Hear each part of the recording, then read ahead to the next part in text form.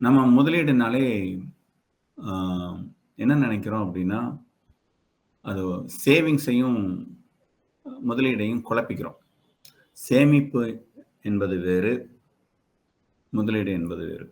இங்கிலீஷ்ல வந்து savings, investment அப்டின்னு தனித்தனியா இருக்கும். ஆனா நம்ம வந்து 2யுமே ஒண்ணா குழப்பிப்போம். பேங்க்ல நம்ம போட்டு வச்சிருக்கிற காசு, உண்டியல்ல நம்ம சேர்த்து வைக்கிற காசு, அ இத மாதிரியான விஷயங்கள். இதத்தான் வந்து அவசர காலத்துக்கு தேவைப்படுற எமர்ஜென்சி ஃபண்ட் அப்படின்ட்டு இப்போ இருக்கிற ஃபினான்ஷியல் ஆ என்ன சொல்றது? அட்வைசர்ஸ் சொல்ற வார்த்தை வந்து எமர்ஜென்சி ஃபண்ட். அது கரெக்ட்டான வேர்டு தான்.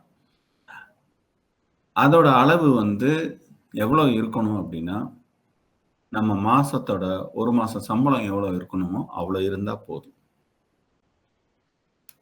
அதற்கு அடுத்து ஒரு எமர்ஜென்சி அப்படின்னு வரும்போது, நம்ம செய்ய வேண்டிய அடிப்படை விஷயங்கள் என்ன அப்படின்னா, நமக்கு ஒரு ஹெல்த் இன்சூரன்ஸ் இருக்கணும்.